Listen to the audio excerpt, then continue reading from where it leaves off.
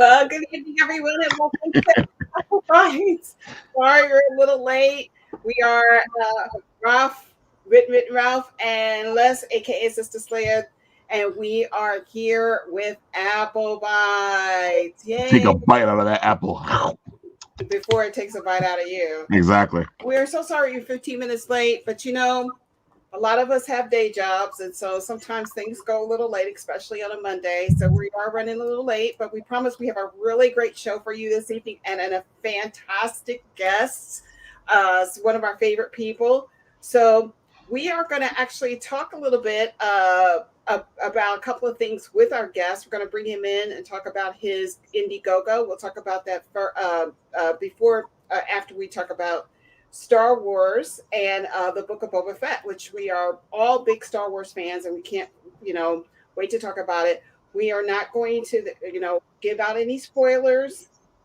We're just going to talk about one particular character who has actually fascinated me, and maybe some lore about that particular character. So before we start, Ralph, what's been going on with you? Well, as you all know, we've been working on writing a story together. So we have been having you throw in the comment sections down below what you wanted to see in this story. We've gotten all these bits and pieces together, and so far this thing is all over the place. But the main theme seems to be that we are on this foreign planet where you have these beings that are trying to find these places where these portals are to be able to get to other places. And we have a pirate ship with a pirate cat girl crew and a statue that teleports you to other places, and a corgi that we're not sure what he's doing yet, and a fairy detective, and it's just all over the place. Get the heck out of here! Yeah, Oh my so gosh! as the story progresses, or as they keep throwing things in there, I have to figure out how to put all this stuff together. So they have until Wednesday to throw stuff into the story that they would like to see as part of the story.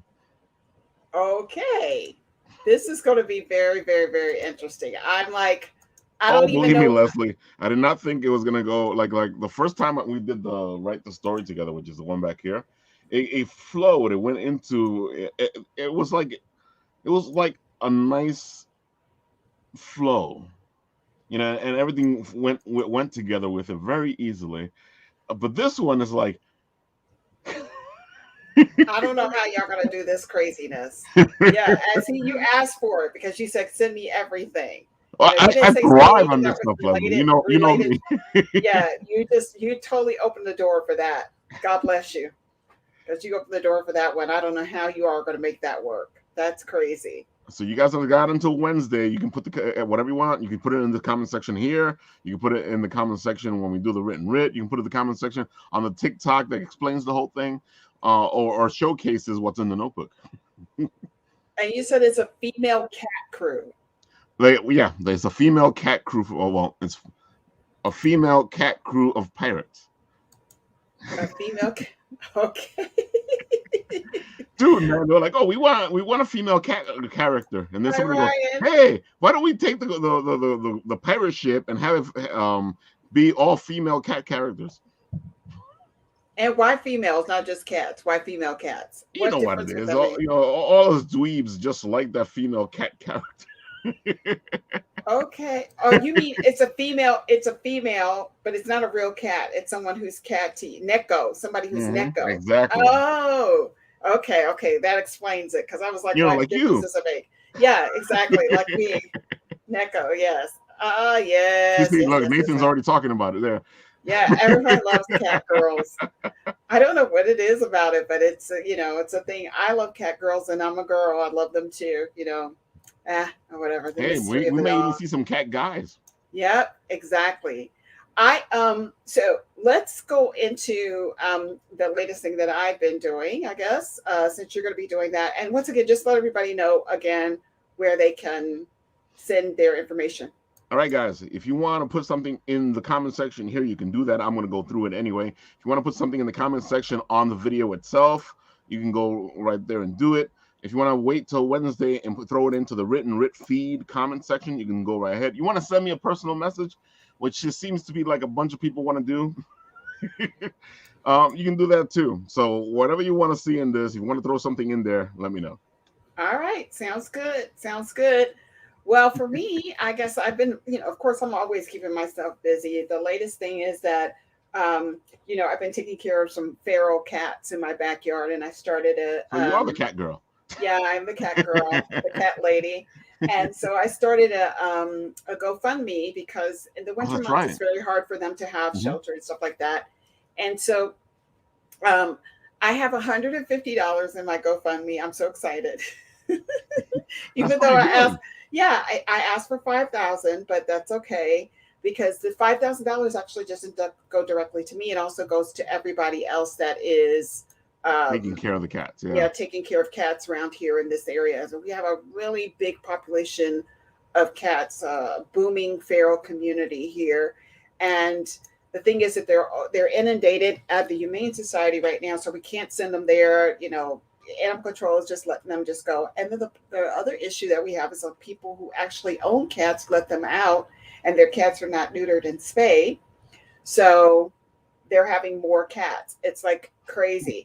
But as a result of me having these cats, the funny thing has happened is that when you feed cats, they're on a timer. So I feed them in the morning and then I feed them in the evening. The problem is that when you feed cats, you feed everybody.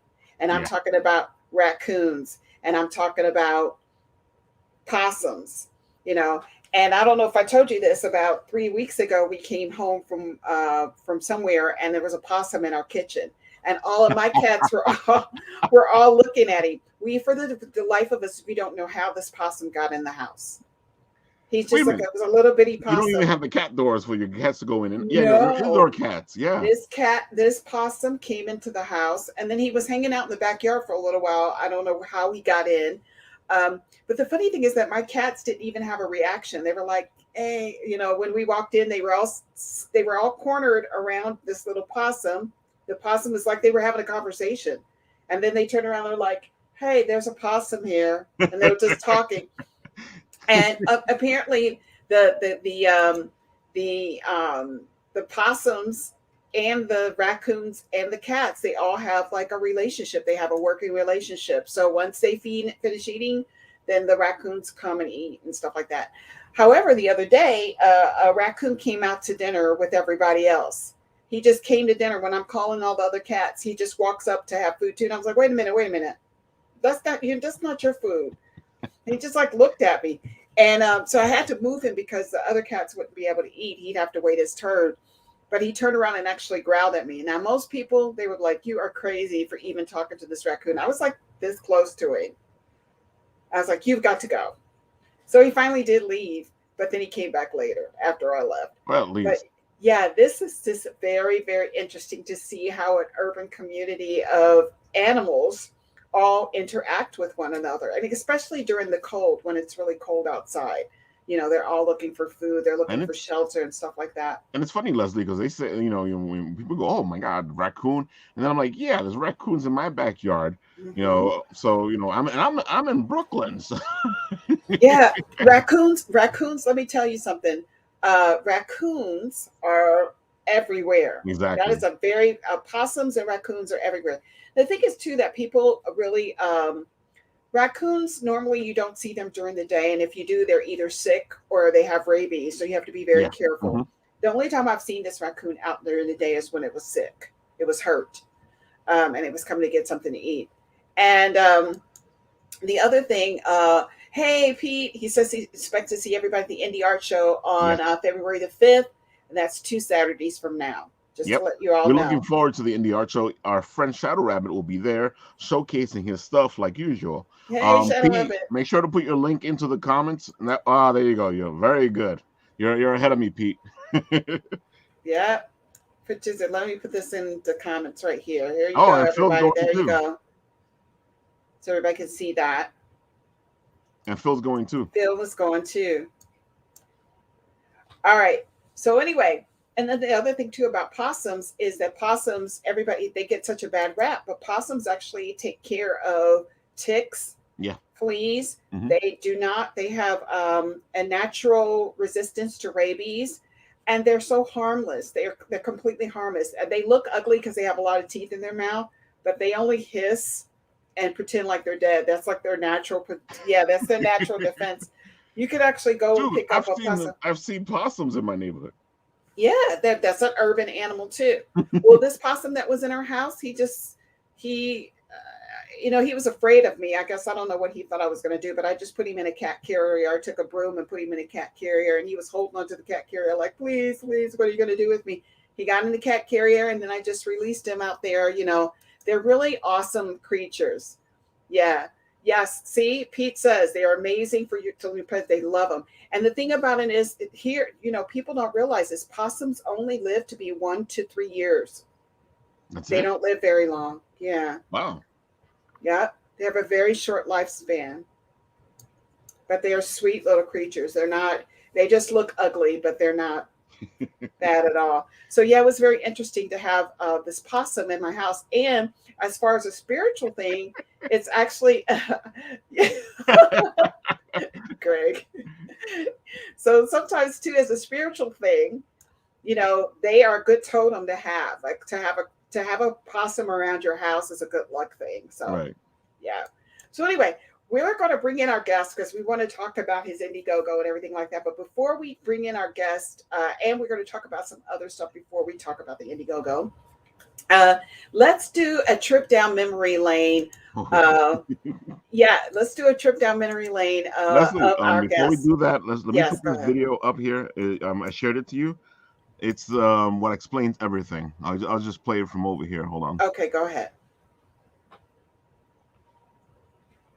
Okay, no, stay Story silent. together. Yeah. And you said, all right, Ralph, let's do this.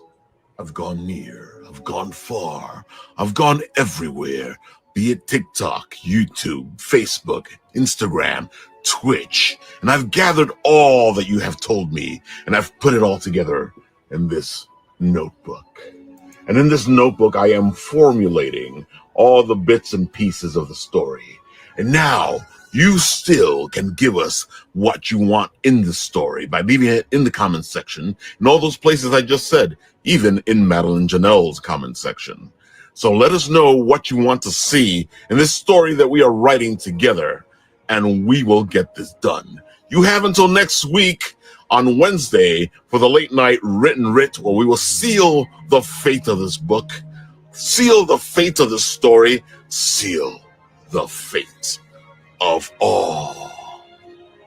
So be a part of it. Help us write this story together, and let's get dangerous. But wait, you say, what's in the notebook, Ralph? You thought I was going to do a whole other video for what's in the notebook. But no, I will tell you right now what the notebook has. So, just to refresh everybody, we have a space opera odyssey, omnipotent aliens, space of death, a huge ship in the sky, obscured by clouds, cloaked, still hiding in plain sight, a corgi, a pirate cat girl characters, a pirate ship that turns into a mech, a chimera propaganda monster with multiple heads, a protagonist that is evil but good, a sentient ship, like I was saying, a void jump, twists and many twists, a MacGuffin that everybody's looking for, a bronze statue that can lead you to things that you may want to be led to or may not want to be led to, or that may have nothing to do with you, a fairy detective, and a chameleon. That's everything so far thrown at us in this notebook, in this story, in the comment sections, and you still have a chance to be a part of this story. So get busy, start putting the stuff in the comment section, and let's have some fun. I said, let's write a story together. Hilarious. Okay, I'm going to throw something in there. I'm waiting. Okay. So, oh, you're going to write it down in the notebook right now? Yeah. All right. My throw in there is a person who is a bad guy that's a cat keeper. Interesting. Or Cat keeper, take this bad guy. back, a cat or a cat lady who keeps all the cats, but not a bad guy. Interesting. Okay. Keeps all the cats. Right. Can make her good or bad.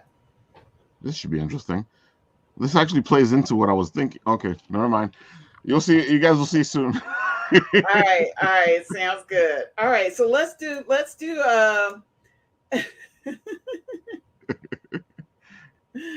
Yeah, definitely. There's not a sentient space possum in the notebook. We might as well put a possum sentient in there. space possum in the. Let's Oh, put that, let's this put is that getting in there. interesting. Yeah. Sentient space possum. Who is a companion. Even better. And he only lives for about 2 or 3 years. He's a good luck totem. That's already giving me an idea.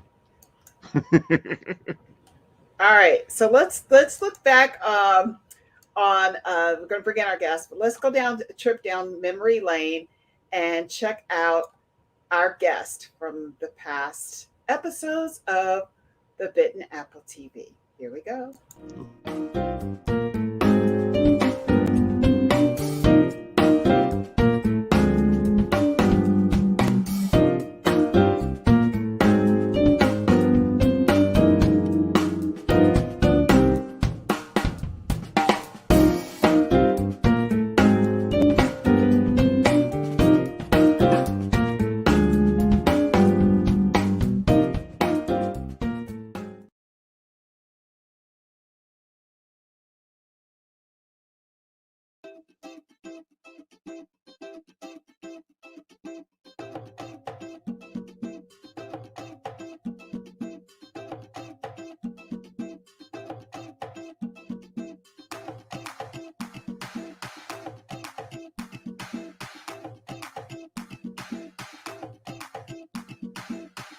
Hey everybody, this is Les, aka SistaSlaya, here with the Bitten Apple TV in conjunction with the Came From the Radio, and we are here at Eternal Con, and I'm standing here with Mr. Phil Russert, and he just gave me something, a little bird in our ear, about the Suffolk County Comic and Art Expo that he's going to be putting on. It's going to be October the 20th this year.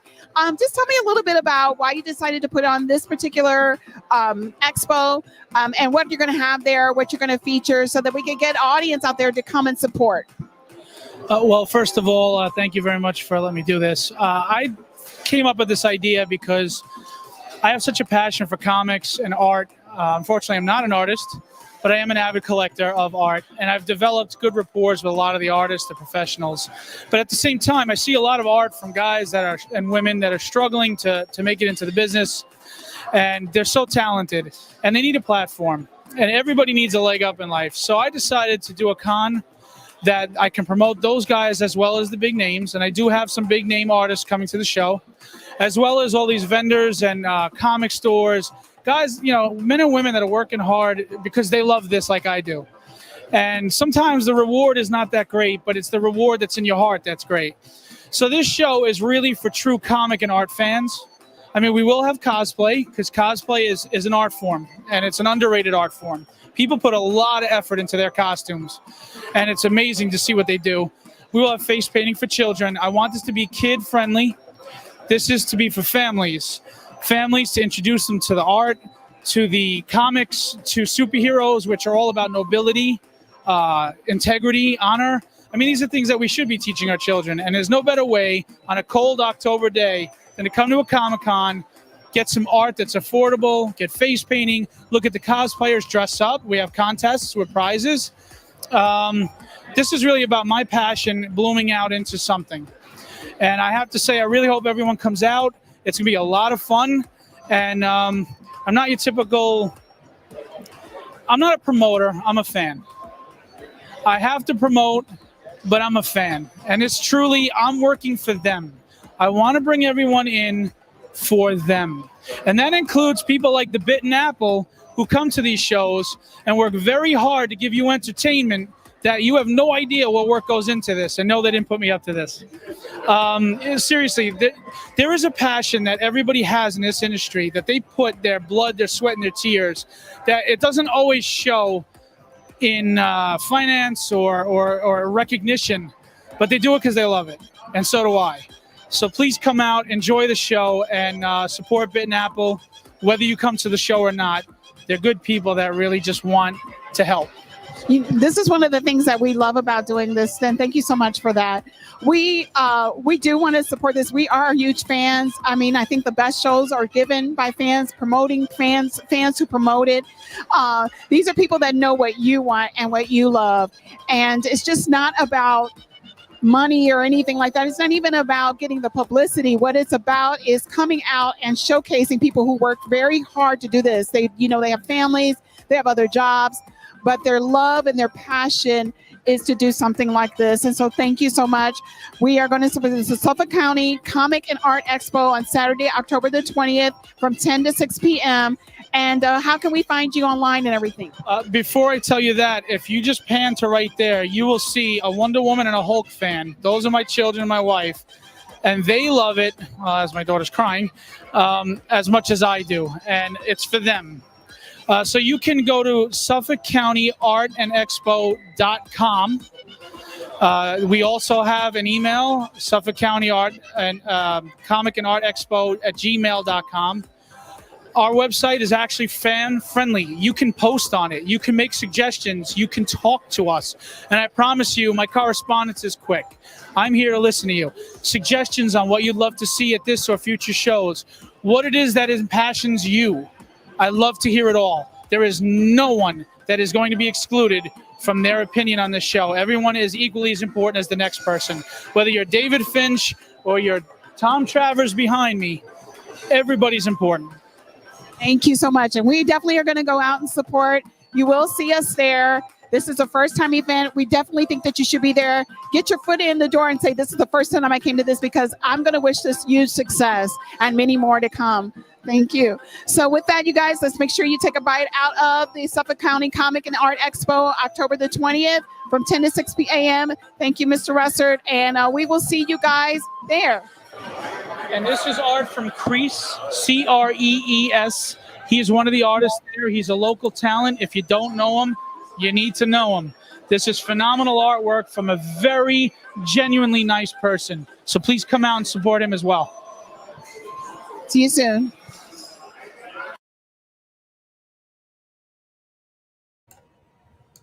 All The right, memories. The that memories. is some memories. You know what? I don't even know if I put the right year on there, but I think that was 20. Was that 20? Phil will tell us. But anyway, without further ado, you all, let's bring in Mr. Phil Russert. Hello. Hey, Hello, Russell. I wasn't all gray back then. Look at that. What? You were gray? I always thought you were blonde. Don't say that. I'm all gray now. Before we go on, actually, Pete Vasquez said that he'll draw the possum, the sentient possum. Yeah, I saw it and I put a heart on it. So, Pete, if you want to do that, go right ahead. I want to throw in the hat there. Uh-oh. A man with a fetish for wedgies. Oh! Interesting. Man with wedgie fetish. Hey, Ryan has a show, and he's been talking to me today. A very nice guy. I just met him, and he's really cool. So thanks for coming and hanging out. Thanks for coming and joining us. Greg's okay. You know, the Bruins aren't between periods. Otherwise, he wouldn't give a damn. But, you know. So Phil, I'm very excited because Tradgedy has been a huge success.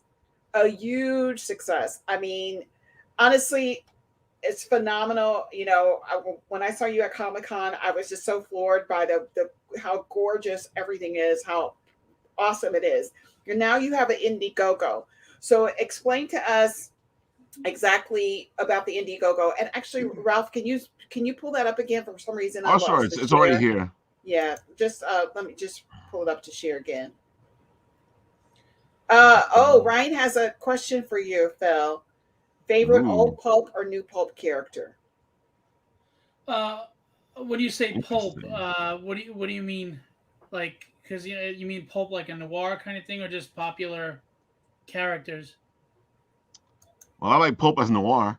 I do too. I He don't says really, that. I don't really follow noir. I don't do noir much. But as far as popular characters, those who know me, Ralph, who's my favorite character, Ralph. Come on. No, I don't Oh, understand. Nightcrawler, Of course, Nightcrawler, it is Nightcrawler. Colossus, and Superman. I love Nightcrawler. Let me just say that is my Swashbuckling favorite. Nightcrawler. That is my favorite X-Man, and let me tell you why.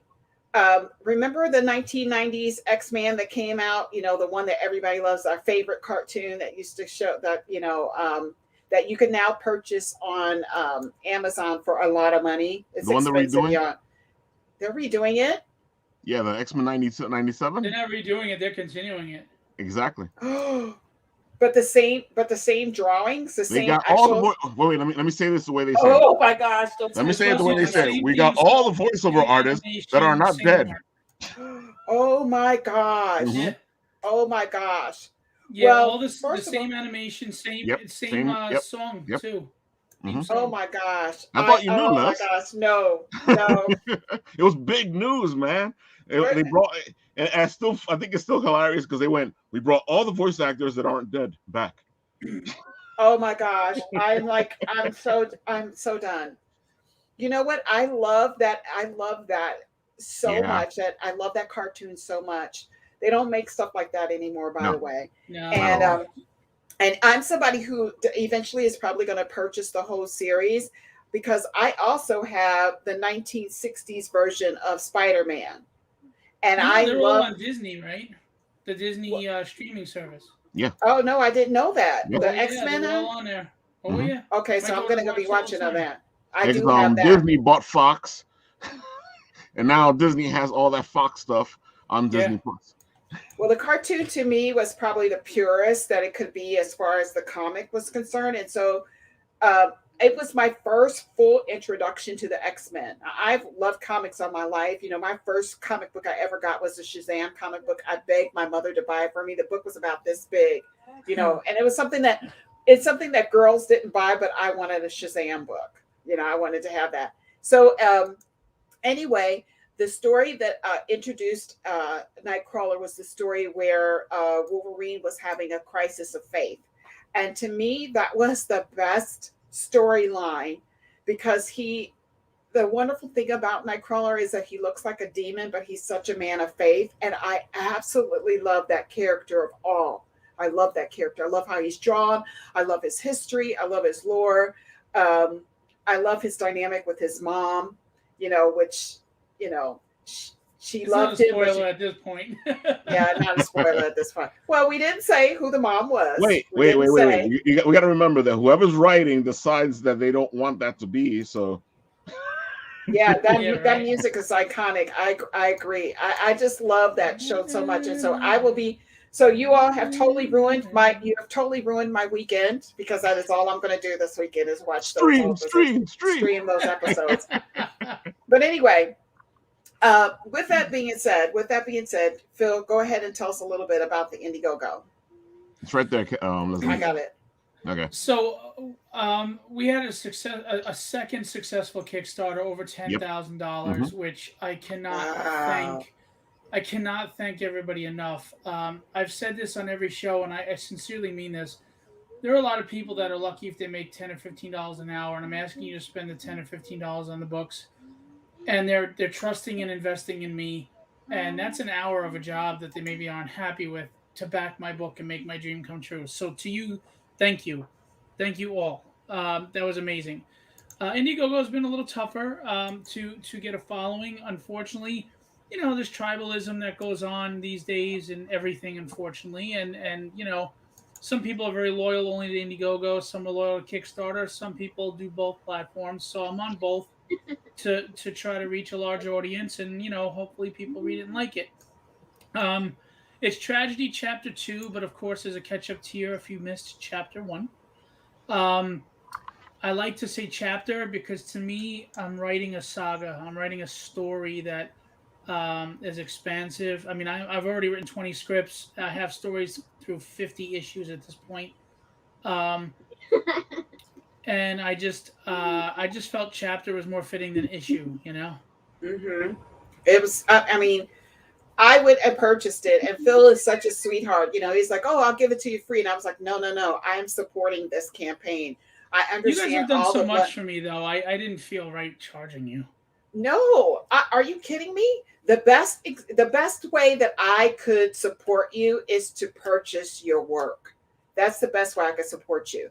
Yes, I'll be one of your biggest cheerleaders and stuff like that, but I have to support your work. All your blood, sweat, and tears went into that, and so I have to, help push it forward. So it was, that was a no-brainer. I was definitely going to support you. It's beautiful. It's just gorgeous. Well, I love Agatha Harkness cosplay when you came up. I thought it was great. Yeah, you're about the only person that knew that I was Agatha Harkness. Really? No, I knew. That's because Phil knows the old. Gave it away too. The collar. Phil knows the old comics, man. Exactly. You were going old school with how she was, not the show. So yes. Cute kid alert. Yep, yeah, I see. All cute kid alerts. They have covers on Tradgedy. Yes, they do. They're so pretty. I mean, we only printed enough for the family, but yes, they do, and they're in the art book. Ooh, I was about to say, wait, you put them in the art book. Show them off. Yeah, may I? Just while they're here. Yeah, go ahead. This is my Kaylee Koala Bear. She's 7 years old. She did it last year. Let me pull this up.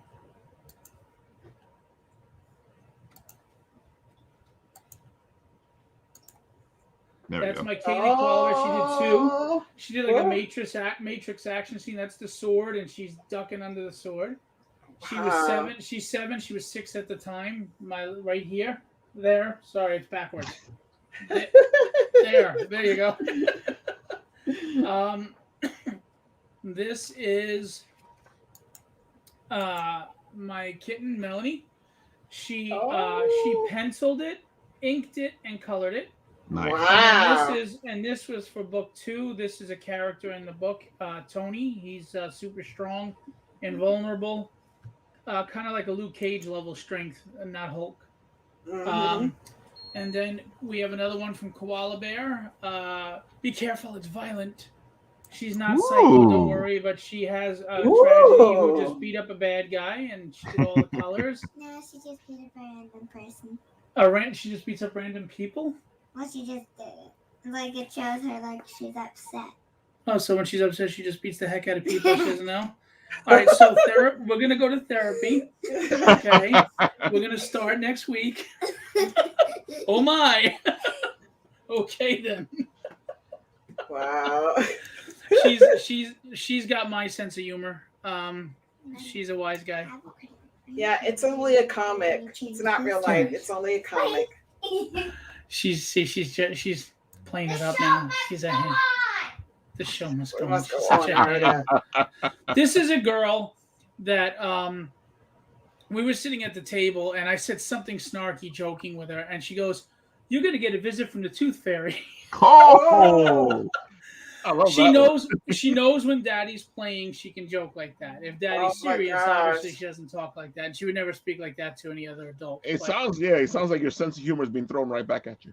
Yeah, I don't want to be too uptight with the kids. They know when to behave properly, and they know when we can just let loose and have fun. See, I like that, Phil, because I'm the same way with my daughter. Yeah, we all know that. She says certain things. She knows when she can. She knows when she can't. Oh, and I'll give them the daddy look. I just got to give them the look or go. And then they're like, okay. I got that one too. They've seen all the Star Wars stuff. They're watching Rebels now. Ryan, Melanie, my oldest, loves Star Wars.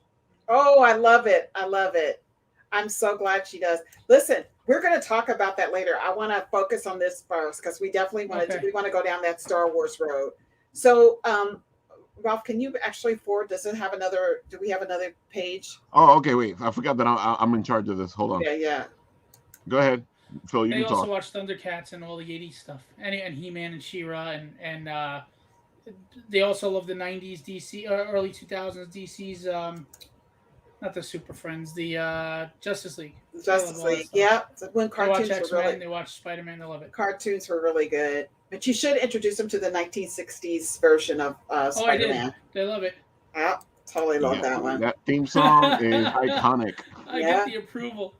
All right. That right there you're showing is the book of art This was such a great idea, Phil. I really appreciate that you did this because I want it more than the covers I can afford to buy. Yeah, I have the printed version right here. But Oh wow, so that's here's the thing. gorgeous. Book one, I had 19 covers. I have covers from Will Spertasio, Ian Churchill, Sean Chen, Larry Stroman, Chance Wolfe, Geraldo Borges, Ryan, I'm sorry, Jim O'Reilly, and Chris Madden, and Robert Powers, and Motto Zapata, and Shelby Robertson, and a ton of people, because I love art and I love to support and hire artists. And the second book has 12 covers. We have Tyler Kirkham, Ryan Kincaid, Al Garza with Alex Sinclair colors, and a bunch of other things, and a bunch of other great artists, Peter Clinton, etc. And I didn't want to. I'm not trying to price gouge anybody. I don't want you to feel you have to buy the same book 5 times because you like the cover. So I put every cover so far in this 50-page book of covers. And would you mind just showing real quick? And the outside has a what do you call it? A fold. Why am I drawing a blank here? It has a what do you call it? Oh, look at A that. fold-out cover from Chris Graves with colors by Russ Cassidy. So that's the art book, and then of course you got all the covers on the inside without the trade dress. So you just enjoy the art. We have a PDF version of it. So if you want to do that and print them up however you see fit, you can do that. I have to say, and I have to show my wife's cover. I'm sorry. Okay, hold on. Let's pull this up. I'm sorry. It's my wife. So yeah, we have an amazing book of covers of art. Gorgeous, such gorgeous art. And there was a gray tone version of. Well, here's a Ryan Kincaid. You don't have to. Right there's fine. Ryan Kincaid, and just before I don't want to hijack everything, but Idan, Breath of the Dragon. So, yeah, and then we got blank sketch covers if you want to get your own original cover. So I did that because I don't want to milk anybody. I know people work hard for their money. If you just back the PDF for $6, I'm grateful. I just want you to read the book, hopefully enjoy it, and spread the word. Wow, it's so gorgeous. So Oh, yeah. you said you have the blank one. Actually, people can color it themselves. Is that what you're saying? Yeah, there's a blank sketch cover, so they can get any artist they want to draw whatever they want on it, and then it absorbs ink very well, and I'm pretty sure it should absorb color well too. Yeah, there's the here's book 2. Here, let me bring you up. So I know you're trying to do that. I'm trying to cram in as much as I can without interrupting your flow. That's okay. Well, this is all for you, so. Yeah. What's that? This is all for you, so don't worry about it. Ricardo Silva did all the pencils and inks, and Chris Sotomayor, major Marvel DC colorist, did all the colors, and Jason Meadows did the letters and the sound effects. And I'm proud of this. I'm not big on mainstream comics anymore, and I don't want this to offend anyone, but if you know what a writer's opinion is about any political or social commentary, I think the writer has failed you. All comics are based on the social climate of the day, and that's fine. Mm-hmm. But a writer should just present a good story for you to enjoy. I'm not looking to make the comic my pulpit. And if you like that, that's fine. It just isn't for me. So I wrote a book that is just purely fiction. It's fun. You don't know what my opinions are because my opinions don't matter. Mm-hmm. An entertaining book matters. And I think this hits home with a lot of people on a human emotional level. So. Well, I love it. I love it. And I'm definitely going to support. I tell you, I'm so overwhelmed by the indie artists that we've met along the way and the stuff that you all are creating. It's just so fantastic. I don't even know where to put my money all the time because there's so much. Literally, I've made a lot so of much out investments. there. Yeah, I agree with you, Leslie. You all Sometimes you're like, yeah, you all are making such good work that you have to invest in it. You want to make sure that you're investing in it. And I'm telling you, I've thrown down a lot of cash this year. I think I told you that at Comic-Con this year was the most money I've ever spent at Comic-Con. Should have Yeah, seen, and man. look, I'll give you a book too for free. You guys always promote me, my shows, my Oh. conventions, everything. We don't want it for free. We're going to You're support sweet. you. We're going to support you. So Yes, that's no. why I made sure to get my Kickstarter book, get the art book, and get the covers I wanted. And you have issues coming to you for doing the voiceovers that we haven't even settled. So we're gonna deal with that too. Look, I can tell you about the book, but first I'm gonna tell you, I believe in professionalism. You know, Leslie, you know what I'm talking about. Ralph, you know what I'm talking about. Presentation is everything. I hired top talent. I spent the money. I spend the time. I've been told my writing is good. Knock on wood. That it's solid writing. And I've even had, I won't name them, but 2 major Marvel and DC writers tell me that the writing is good, which was wow. And they're like legends. Um, I believe in this story, and I think that you won't be disappointed, and I really think you'll enjoy it. I think you'll relate to characters. I think you'll laugh. I think you'll be shocked by the ending of the first book. I think that this is a character that you're gonna experience the triumphs with and be excited and root for like a Rocky, and you're gonna be there on the lows because my character gets lows. She doesn't sit there and beat everybody up. She loses because all of us get our knocked on our butt. Our strength is not that we win every fight; it's that we get up and we keep fighting. Exactly. And she's fighting her inner demons as well. She's dealing with, she has no inner peace. Her life was ripped from her. The people she loved are gone. They were taken from her. She's being used by a sociopathic adoptive father. She lives a life she doesn't want to live. And she's at the point where after a while you start to think maybe you deserve this. This is what you deserve. And you start to doubt yourself, and you start feeling like I don't deserve better, or maybe I don't know how to get better, you know? And she's dealing in an abusive relationship that she knows she shouldn't want or need the respect and love of this person. And she hates herself the more she wants and needs that respect of this person. It's a vicious cycle. How many of us know that? Yeah. How many of us know that? Yeah.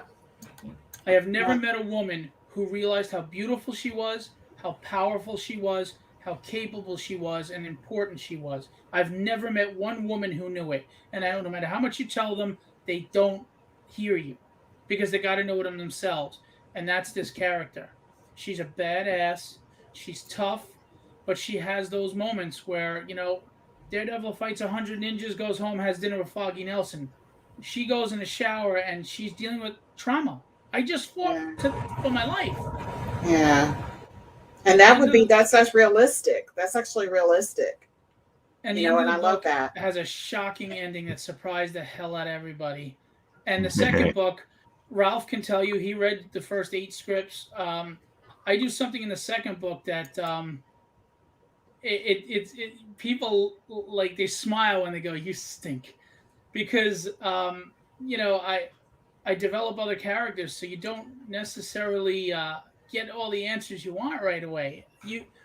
But there's no boring exposition. I hate when comics have lost action and spandex fun and heroes going at it and triumphs and defeats and all of that. This has 9-page fight scenes, and they're not sitting there bantering like they're having coffee. They're going at it to kill each other, And she doesn't always win because you know what? You cannot be a hero if you're not tested. Yeah. And you're never tested if you're always winning. That's why He-Man is a joke. That's why Skeletor cackles and runs off. You have to have a villain. That's why we love Empire Strikes Back. The bad guys won. Yeah. Yeah, you know what I have to say, that the thing is that you don't become vested in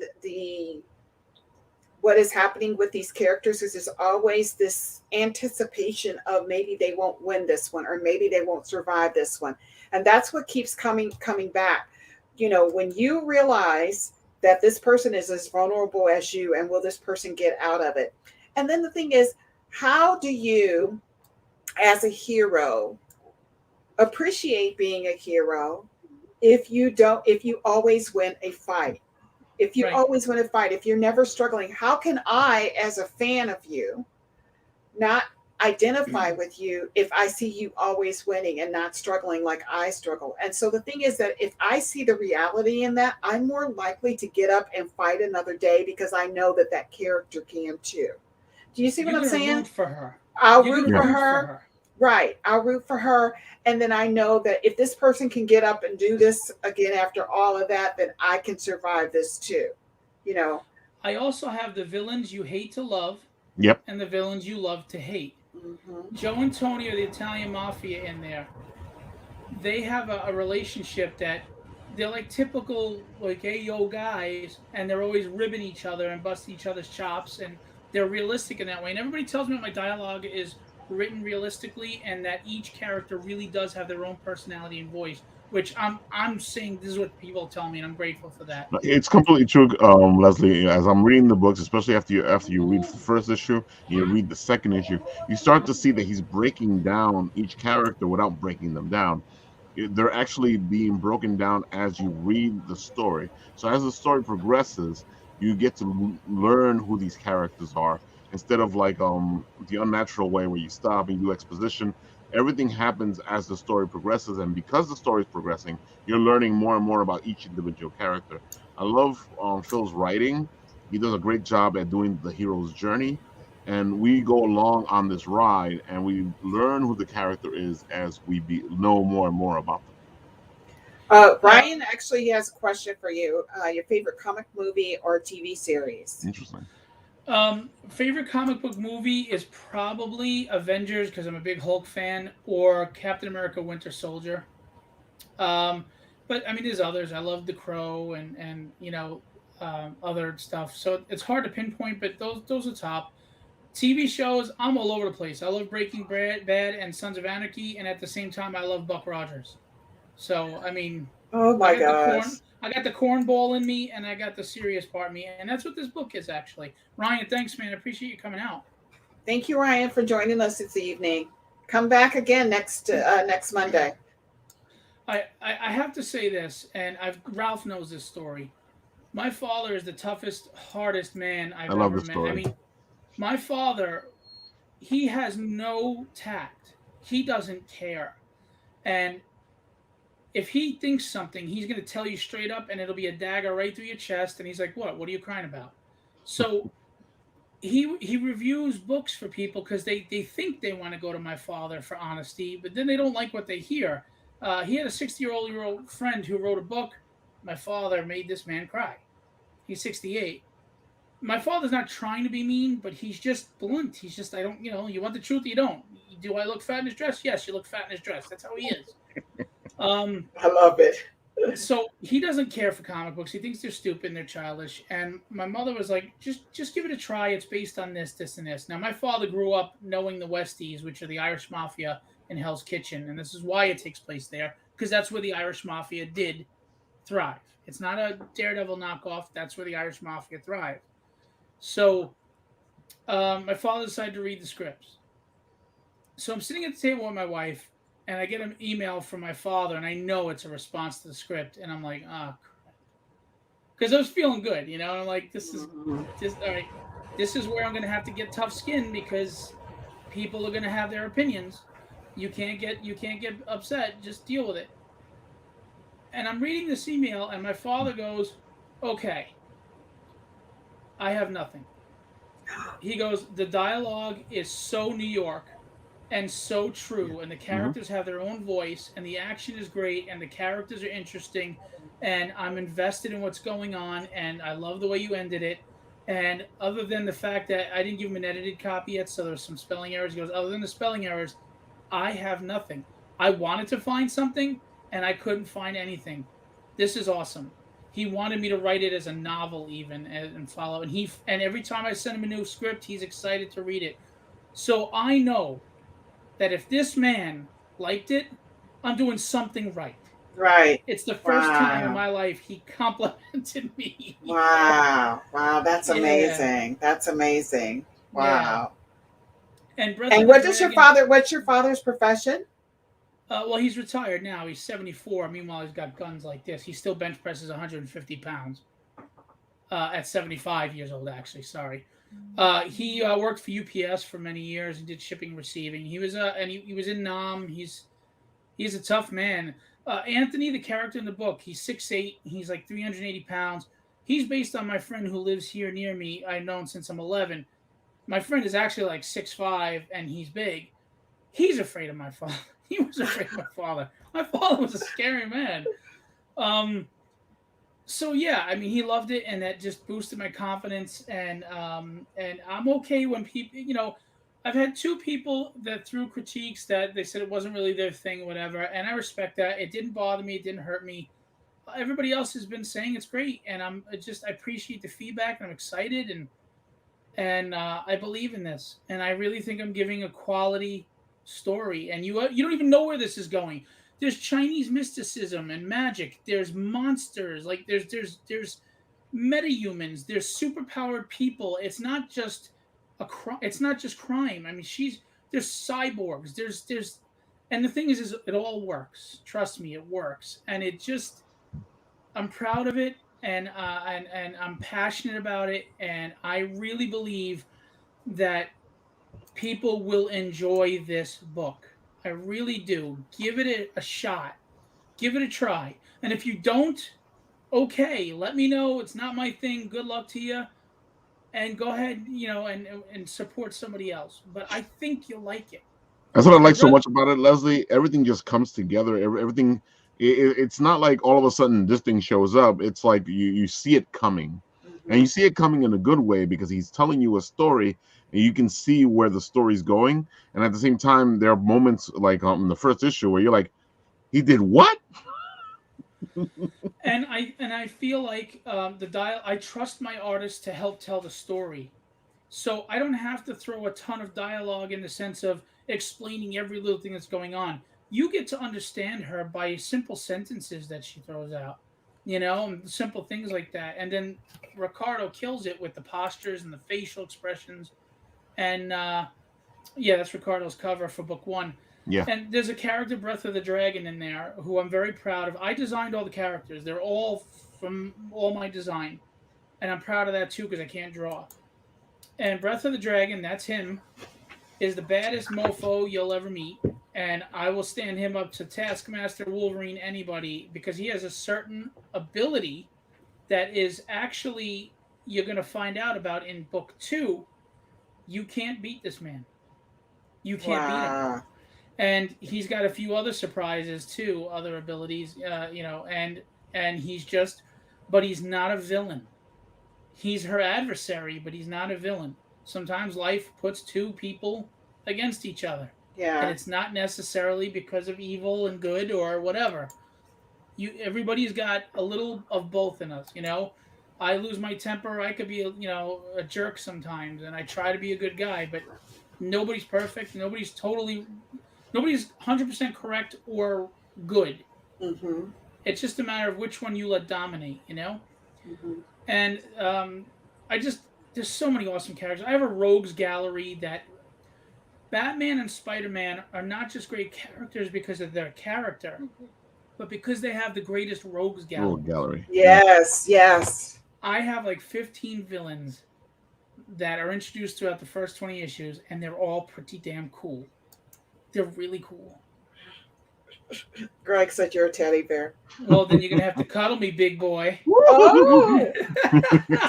so listen, before we get into our other conversation, because I'm sorry. I'm No. Tell us again about the Indiegogo, where everybody can go and support, and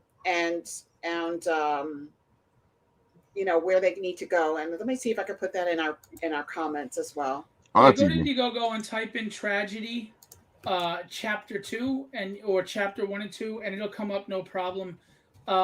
Seriously, guys, the campaign funded, and I'm grateful, but it's not, I don't have much of a following on Indiegogo.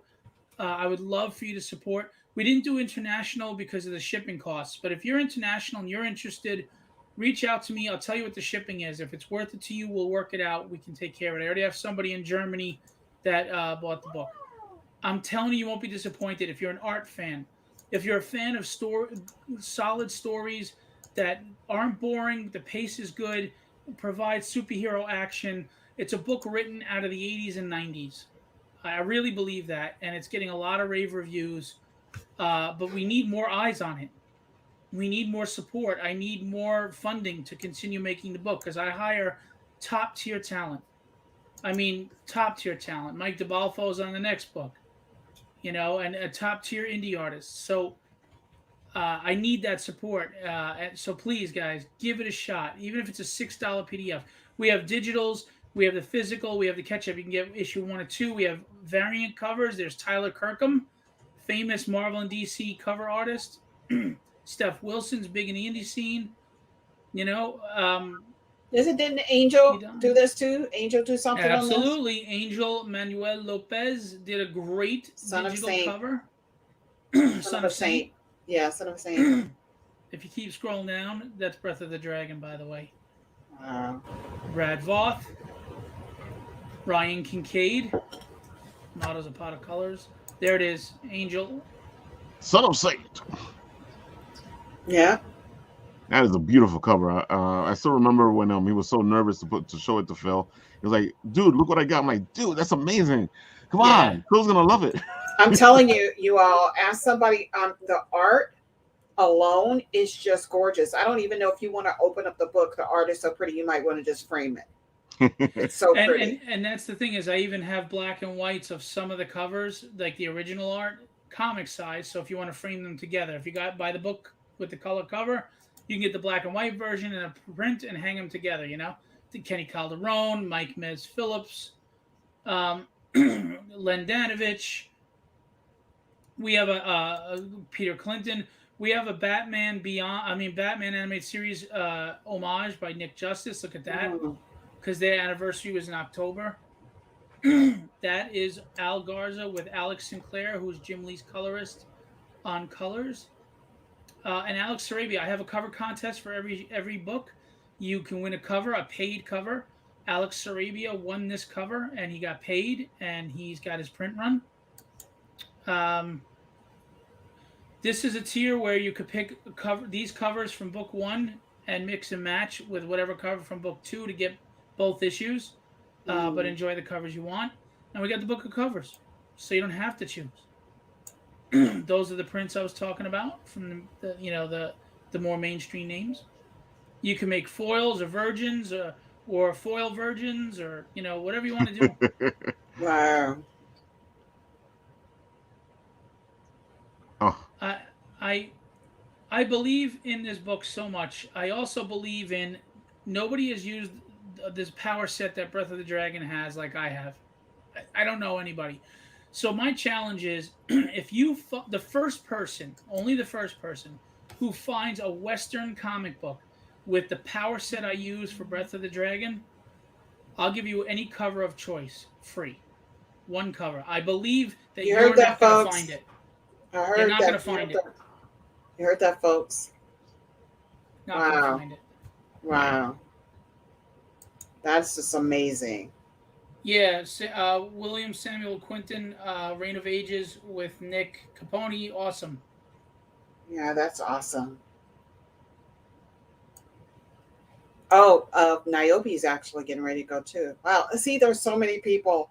This stuff is just you all. I'm so proud of all of you all because this stuff is really amazing.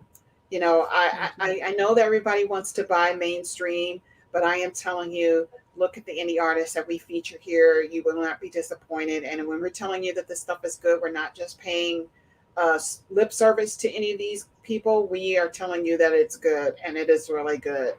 So definitely check it out. I think my book stands up to any book out on the market. Yeah, it does. Yeah, it does. Actually, let me copy this. I'm sorry. I know I do a lot of talking, but I'm very passionate about this. I believe in it. I love it. Oh no, that's why you're here. That's why you're here. This stuff. Get it sold out there. Show people how good it is. I can't stop talking about this book. So, I mean, so many people have been amazing to me. Greg Johnston being one of them. Pete Vasquez. A lot of people just being supportive and kind. And as far as the sketch cover, whether you're an art fan who wants to get art or you're an artist, the sketch covers, we have a tier where you could buy 5 for $40, so they're $8 each. You can draw sketches and sell them for 60, 70, 80, 90, $100, make a markup. I get my book out there, you sell some art, everybody's happy because it's a community. Let's work together, let's help each other, build each other up. That's how you build cities. We work together. If everybody's focused on their own home, it'll take forever to build that city. We help each other. Check the private chat. I understood. Okay. There we go. So we're sending you the link, everybody, so you can go ahead and click on that. And if you want to come back and look at it after the show, make sure you save that in your favorites so you can go and support Phil and second chapter of Tradgedy. And you saw how many beautiful covers are there. You saw the fact that you can actually make it a virgin cover. You can make a beautiful foil. And I have to tell you, seeing the foils in digital don't give them justice. When you see them in person, especially the lava foil, they're nice. Yeah, it's really gorgeous. I'm telling you all. It was breathtaking when I bought the cover. Sorry, when I see things like that Greg said, and Charles W. Morgan earlier, it's nice. It's touching. It's nice that people, they trusted me, and they invested in me, and they believed in me, and they weren't disappointed. That's big. That means a lot to me. I mean, it really does. I'm being very sincere about that. This is not an act. Despite your naysayers, and I'm sure you had a few. Everybody's got naysayers. That just means you're doing something right. Yeah, exactly. You're excellent, right?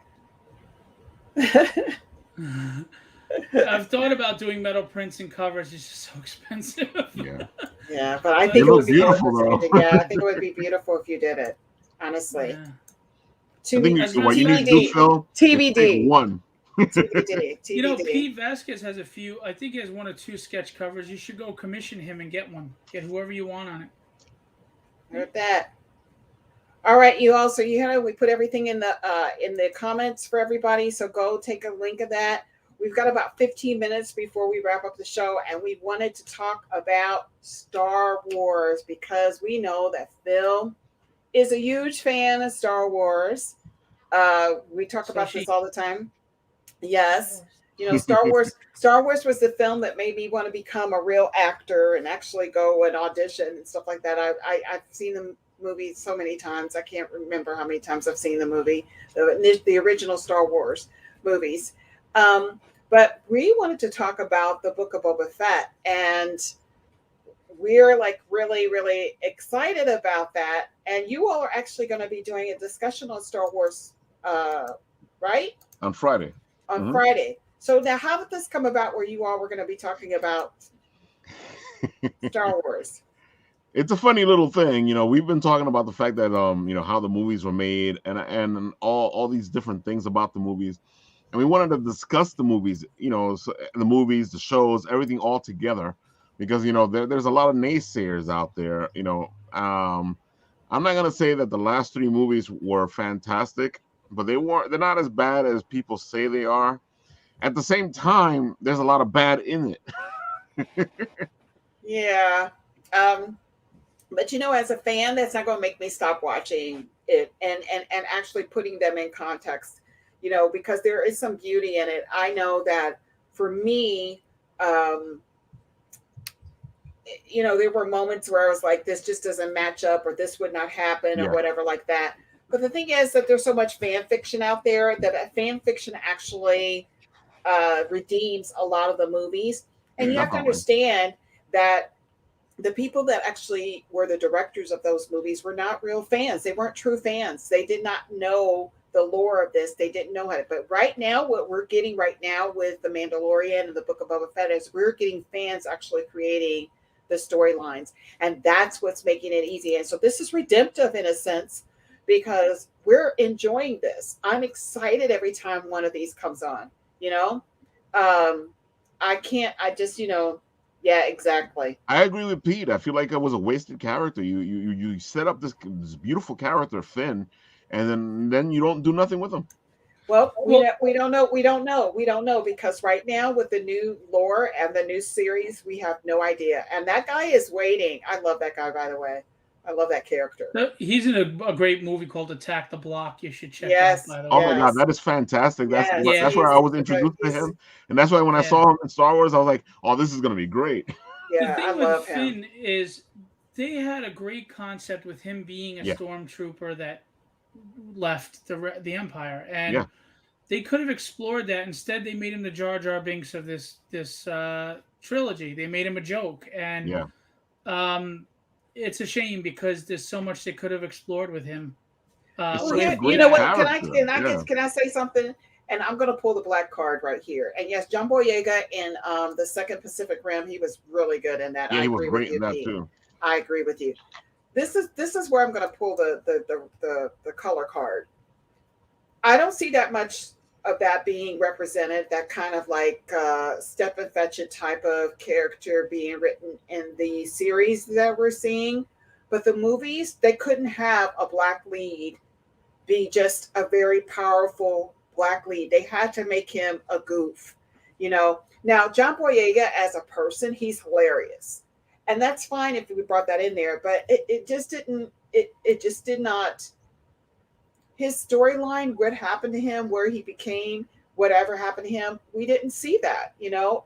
And so I'm just really That's Ryan excited. Johnson's fault. That's all Ryan Johnson, Yeah, because it is Ryan Ryan Johnson's fault. in the Force Awakens, he was set up to be something special. Exactly. Yeah. And standing up to Kylo Ren at the end, trying to protect Rey, he was a serious character with moments of humor. Uh-huh. Yeah, because if you look And Ryan Johnson if threw you look it at all the out the character window. in the first movie, Of he's a course he totally did. different character than he is in the second movie. Well, it But starts that's- off with him coming out of the thing, healing, and the tubes popping, and he's walking around stumbling like a bumbling moron down the hallway. You knew you were in trouble. But Yeah. again, you knew you were in trouble when you saw Luke throw the saber over his shoulder. Right, So, right. those two things right there told me in the first 10 minutes, oh, God, what are they doing? Yeah, yeah. And that's the truth, Pete. You said it. You said it. They did the same thing. But that was something about the producers and the directors at the time. And now we have a whole new boatload of people who are actually fans, actually Yeah. creating this and giving characters the respect that they deserve. And I'm so glad to see that, because the one thing that changed my universe, which was the Star Wars movies. I mean, you all have no ideas how many times I would sit and listen to my record. And yes, I had a record and a record player, and I would I still listen have to it. the music. Yes, my sister has my copy right now, but I will be getting my copy. But the thing is that I used to sit there and fantasize, because this movie changed my life. And so to see those things happen, to see those the stuff that was totally written against the characters Rogue One's themselves. fantastic. Yeah, it's just like I was like, no, this is not what this. Where are we going with this? And You know, here's the and it's so problem. sensationalized and means nothing to people who really love this story. And it goes back to what we discussed before. She was never tested. Everything came easy to her. She Yeah. never had to struggle for a damn thing in that trilogy. And she was the focus, where you could have had a great struggle within Finn, having left the Empire and all the things he dealt with and was forced to do and all that. And he probably, in my opinion, would have been the better protagonist, more interesting protagonist. Yeah, And yeah. she's also very dry in her acting. So I don't know. I mean, as far as you said pulling the color card, I wouldn't necessarily pull it either, but I understand you pulling it, and I'll tell you why. Disney is always pushing about, look, let's be diverse, let's do this, let's encourage everybody to be open, and this and that, and they add Rose's character just to inject an Asian character, but you're going to do that to the black guy? I mean, Yeah. Well, they I did mean, that way. It's like you they got to threw know in, you're going to get that backlash. because the thing is that it's almost like they're like, okay, well, we're just going to give them the obligatory person of color, people of color, because so many people are complaining about this universe not having any people of color Right. in it, which is true. There were no people of color, but I have to tell you, Just as Lando. yes, except And Lando's Lando. a fantastic character, and they never did But, anything. but here's the thing: only one black man in space. But here's Right. the thing. Here's the thing. And That's no how good Asian he is, people in the man. original. But as a person watching watching that for the first time, as a young black girl watching it in a movie theater for the first time, I didn't see that. It was not until later that I noticed that there was no representation of myself in this. And I was like, maybe this universe doesn't have black people. However, we do know that black people exist in other space continuums. So, why didn't we have it here? And who knows why? I mean, maybe I don't think that it was intended to be that until later they started realizing that, because I think it had a lot to do with where they were filming, the location. And by the way, they did use a black man to voice, Darth Vader. Darth Vader, yeah. Yeah, they did. And so to me, at that time, that satisfied me. But then when I started really falling in love with these stories, I wanted to see someone like me. And so when they threw those people in there, they just threw them in there as a site. They filled their quota, and then that was it. And yeah, it was a gimmick. But now, when we're looking at the series that are written for Disney right now, the characters that were written right now we're seeing substantial characters, really meaty characters of color. Weathers. Yes, Carl Weathers, bringing him back. Apollo Creed. I was so happy to see him. And Action Jackson, by the way, he wasn't Action Jackson. What's his name? The villain from Mandalorian, the guy, the great actor. Oh yes! Oh my gosh! Giancarlo. Yeah, Giancarlo. He's fantastic. Yeah. It was so great to see such a meaty character go to and he plays villains so well. He does play villains so well. I love him. I saw him in the airport one time when I was a flight attendant, and this is like he had just he wasn't really that big yet. He was had just done like School Days and some other movies and stuff like that. And I was like, oh my gosh. He looked at me like, oh lady, please don't try to come over. And I had that look on my face. But anyway, my point being is, let's talk about this, because what I am really excited about, and this piqued my curiosity. I don't know this character, but we were introduced to this character in the Book of Boba Fett. I was so happy to see him. And now I'm gonna tell you all something. I ain't gonna lie. The minute I saw this Wookiee, I knew there was a black man under this. And my husband and I were laughing about it because we honestly knew the way he ran, the way he looked at all the characters. We knew it, and we laughed because we knew that it was a brother under this. But I am in love with this Wookiee. He's a great character. I'm happy they brought him into the show. Yeah. So his nickname is Santee, but his real name is Black Chrysanthemum. That's his name, Black Chrysanthemum. And he's a bounty hunter, of course, because that's kind of what Wookiees do. They just don't. They're not men of leisure. They're men, with a lot of force. They're big guys. But let me tell you how much I love Wookiees. Now, many years ago, one of my first acting jobs that I had was for the Tribeca Film Festival, and they gathered a bunch of people together to talk about particular movies, like trivia that you didn't know about movies.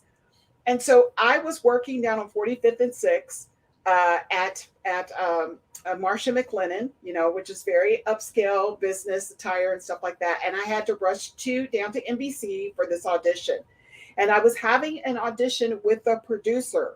This was not like, getting in front of a camera. I literally had to sit in front of this woman, and she had to know my personality, basically based on, she had my acting credentials there. All she had to know is if I had personality.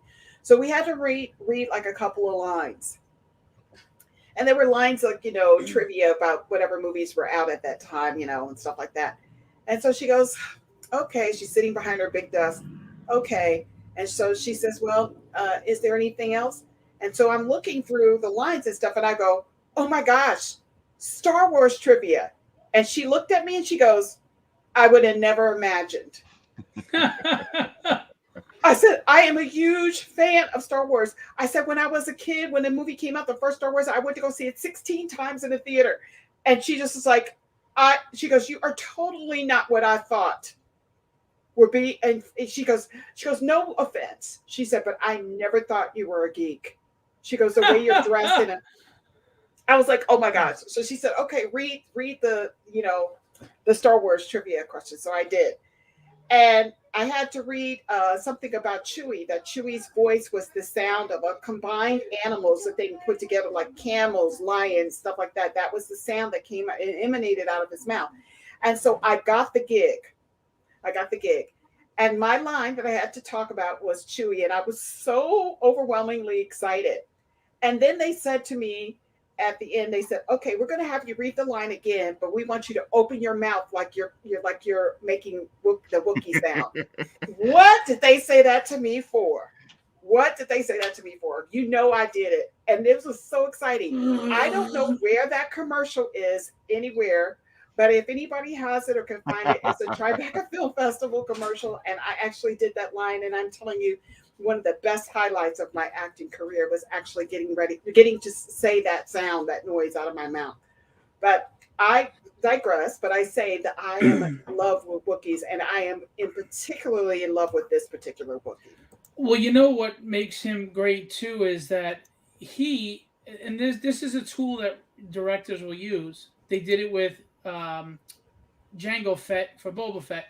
When you didn't get enough of what you wanted from a character, like we didn't see Chewbacca really go off and like start kicking everybody's butt. No. You didn't see Boba Fett go off, so they gave you Jango Fett. Well, now they give you him, and you get it's like in Solo the movie where Chewie is in the pit and you see how strong he is and how tough he is. People wanted to see that, you know, because Star Wars was a little confined and toned down, but he's a strong Wookiee with these claws and he rips arms off. So this gives you that fan service without it being Chewbacca and having to be stuck with that continuity. Yep. But you get to see all the things you wanted to see Chewie do. Yeah. And I like the fact that it's a character that was already in the canon, and they're actually bringing it up. You know, because you know a lot of the people who used to read the books got thrown out with everything because Disney, you know, Disney threw all that stuff out. And it's good to see like them starting to bring these characters up that are fan favorites. Yep. And here's the thing that a lot of people don't know about this character. Just a little bit backstory about him. He was actually hired by Darth Vader to track down and capture an agent of the Emperor. So his lore goes all the way back to Obi-Wan Kenobi. I wonder if they'll tie him in because Obi-Wan's coming out soon. Yep. And they are on Tatooine, and he has a history too. You know, he has a past gladiatorial fights and stuff. So right. So they say that he was actually hired by Jabba the Hutt, and he at one time fought Obi-Wan, and he received a scar from the Jedi Master.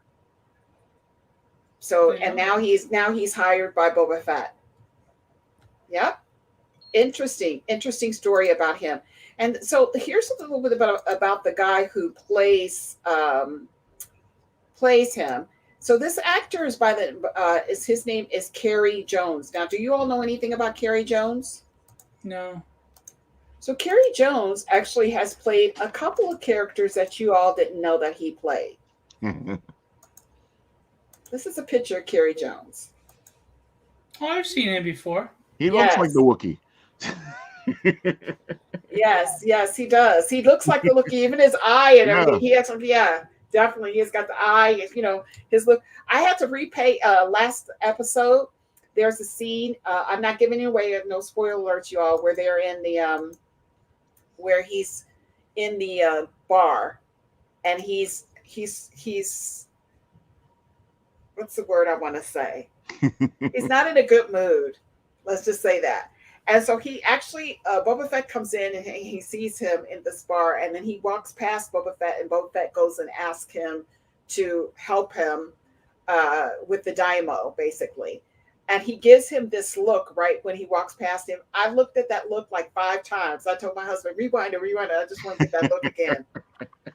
Because I knew that he was giving him like brother man look, you know. It was hilarious to me. I totally love this guy. I love who he is, his character and stuff like that. So let me tell you a little bit about Kerry Jones. There's some other characters that he's actually played.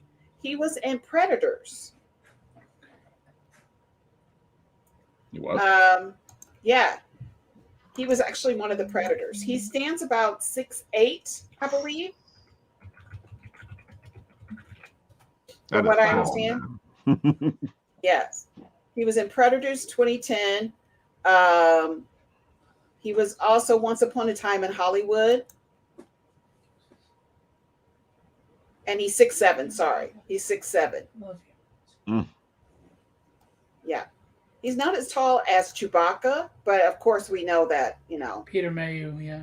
Yeah, he's just as tall. But I totally love this character. What are your thoughts on this characters, you all? It was I was excited to see him show up on the show. It was a great moment, especially like I said, that you're bringing a character that the fans loved in the first place, and now you're bringing him back from oblivion, because a lot of that stuff Disney threw out. Yeah, yeah. I like the character. I think he adds a lot. It'll be fun. He'll bring some of the badassery, and at the same time, they've given some humorous moments with him. So Yeah, Yeah. I like love the it. character. And that I fight love it scene was amazing. Yep, yep. So we're not going to give anything away, because we know some people. We don't want to give any spoilers away, because we know some people haven't seen it. But yeah, I'm really excited. So maybe I'll be tuning in on Friday to hear about you all's Star Wars conversation. Well, we're covering everything from every movie to cartoons to The Mandalorian to Boba Fett to the Han Solo movie to Rogue One. We're covering it all. Oh my gosh! Oh my gosh! Yeah, I have to tune in for this.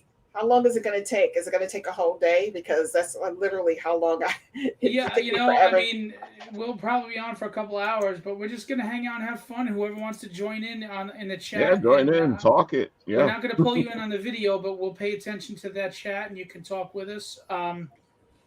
Because we're gonna talk about everything from some of the really diehard toxic fandom to the casual fan to fans that are diehard fans, but they're not so angry, to how they ruined things in the franchise, to what they did right, to what we'd love to see in the future, to measuring up the movies, we're kind of rating them in a way, and talking about George Lucas and Disney, and we're just going to talk about it all. And at first I was going to compare it to Star Trek, and we're going to do that. Oh, We're just gonna focus on Star Wars now, and we might even do a Star Trek or a comparison show next time. This is just oh for my fun, gosh! relax, relax. Let's just talk. Yeah, I man, totally let's love geek that. out. Let's be who we are. So I do have a question, because I am a big fan of Star Trek as well. Of course, anything that has to do with I'm a space huge and Kirk Lost in fan. Space. Yeah, Kirk. I'm in love with all of that. What was your favorite out of all of the spin-offs of the original Star Trek? What was your favorite Star Trek? Me Hmm. of the shows, Yeah, of the shows. I didn't like any of them. I like the original series. He's an original. And I'll tell you, I've always gravitated to Kirk, as corny as his acting is, for this very reason. It's epitomized in Wrath of Khan. Mm. He says two lines that are honestly my mantra in life.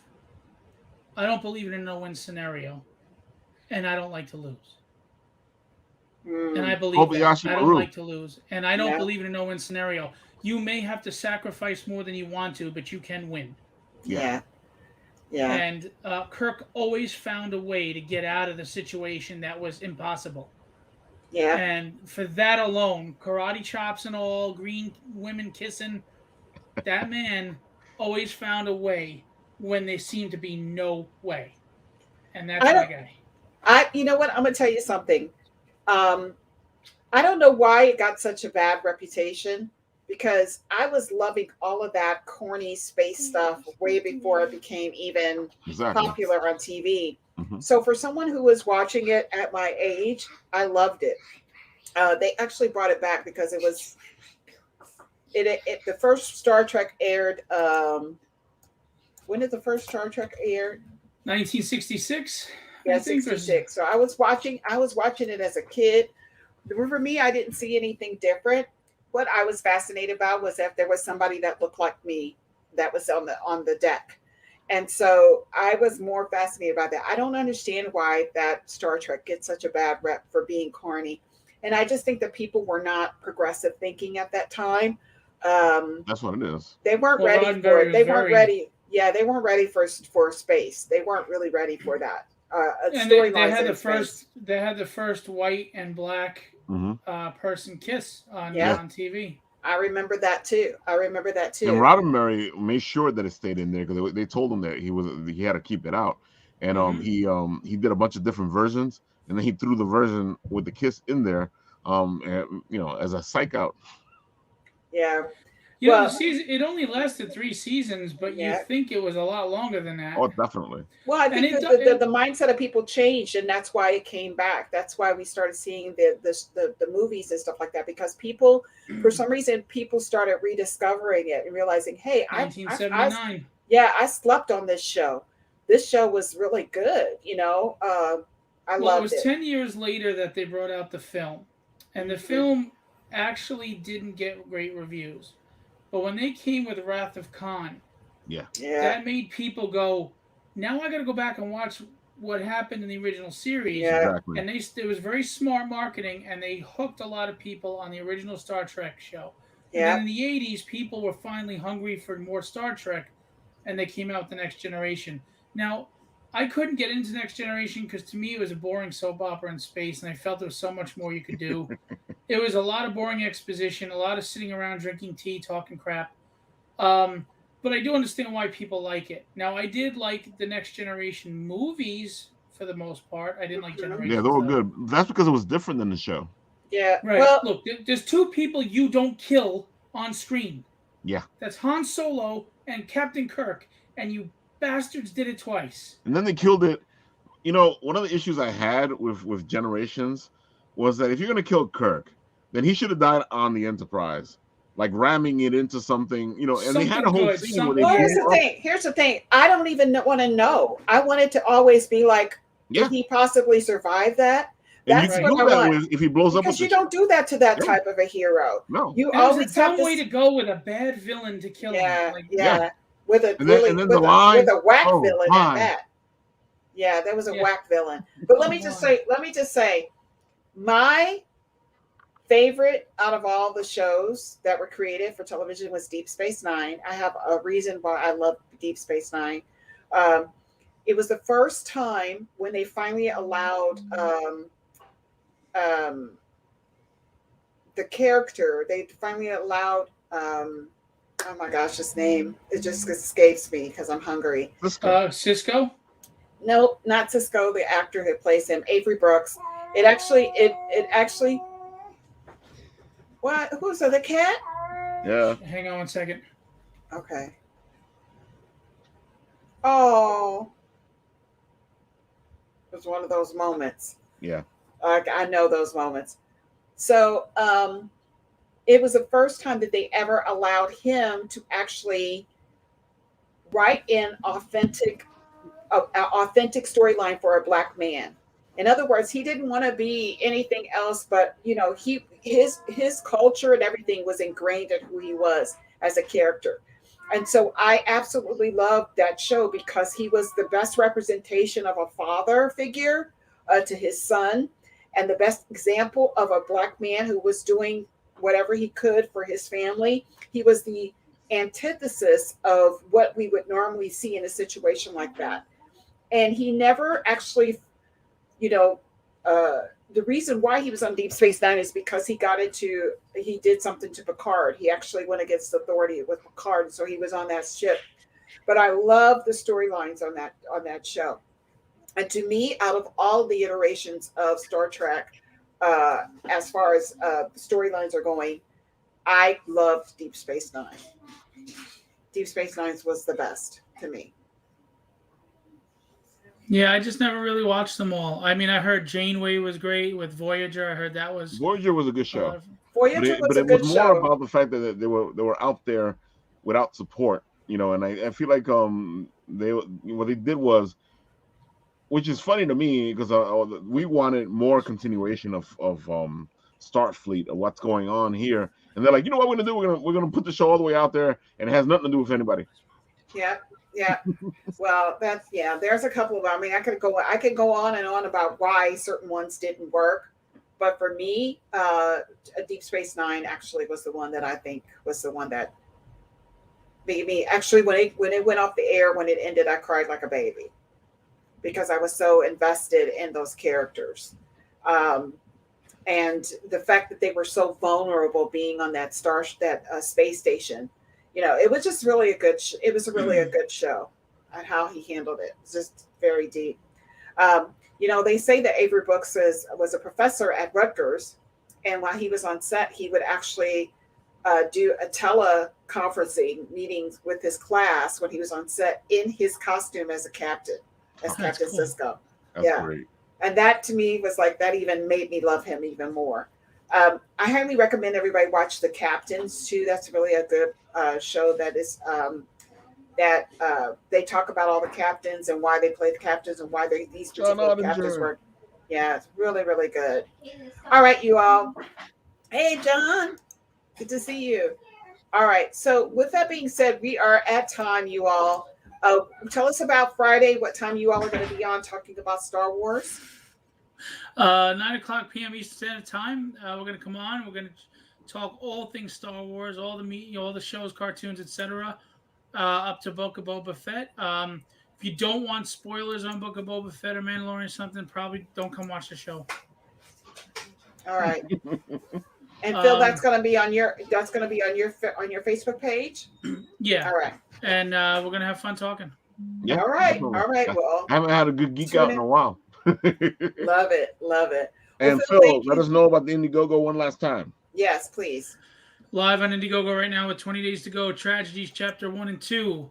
If you want a really great 80s, 90s style written action story that also touches you on a human level, a character you can root for, a character that you're going to feel the triumphs with, the character that you're going to feel the downs with, a story that's it's just a good story with nothing preached at you, but at the same time, it's got all different types of characters, metahumans, magic, Asian mysticism, biker gangs, mafia, monsters. I mean, it's got every cyborgs. I know it sounds like a plethora of crap, but it all works together, and all while you're going to be rooting for the characters. It has the villains you love to like. I mean, the villains you love to hate, and the villains you hate to love. There's humor in it. There's action in it. There's spandex superheroes in it. It's what comics were when we were growing up and we loved. It has a shocking ending in Chapter 1. It continues straight off in Chapter 2. I'm telling you, you're going to love it. I really feel it stands up to any book on the market right now. Go check it out. You won't be disappointed. If you are, come tell me, and we'll work out making it worth your while. All right. You heard that. That's a showman right there. Go ahead, There Phil. you You did it. You wrapped it up. All right, you all. And join me tomorrow night and maybe Ralph tomorrow night on the Tinkling Tea here Eastern Standard Time, 7:30 on Cliff Dive Productions, or just look on my Facebook page and it'll be coming up live or on our YouTube channel. And all right, remember, you all. You guys have got until Wednesday to get those ideas in. You saw some ideas go in now, and this is going to get interesting. All right. Yes, it is. I can't wait to hear it. All right, you all. Have a good night. Stay safe. Stay healthy, you all. And we'll see you next Monday at 7:30 Eastern Standard Time here on Apple Bites. Take care. Thanks for having me on. Thank you for joining us.